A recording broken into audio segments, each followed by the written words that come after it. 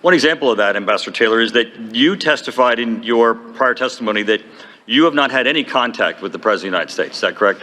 That's correct, sir. Ms. Taylor, Mr. Kent, have you had any contact with the President of the United States? I have not. So not only no conversations with the President of the United States about Ukraine, you've not had any contact with the President of the United States, correct? That's correct. Okay. So you both know that this impeachment inquiry is about the President of the United States, don't you?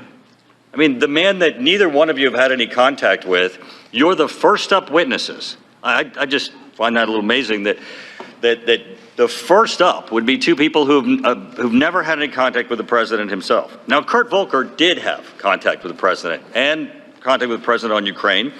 Mr. Ambassador Taylor, you said that he's a man of highest integrity. Well, I know Kurt Volker, and I know he served as the NATO ambassador. He served as the director of the McCain Institute. He's the highest professional ethics, one of the most knowledgeable people about Europe. He's absolutely a truthful man. Mr. Kent, would you agree with Ambassador Taylor that he's of the highest integrity?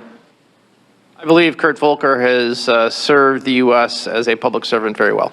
Do either of you have any evidence that Mr. Volker committed perjury or lied to this committee in his testimony to this committee? Do either of you have any evidence that Kurt Volker perjured himself or lied to this committee in his testimony? Ambassador Taylor, any evidence? Mr. Turner, I have no evidence. Ms. Kent?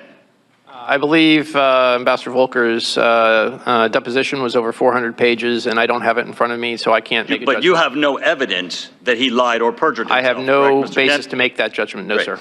Well, we're not in a court, gentlemen, and if we were, the Sixth Amendment would apply, and so would rules on hearsay and opinion, and most of your two testimonies would not be admissible whatsoever. But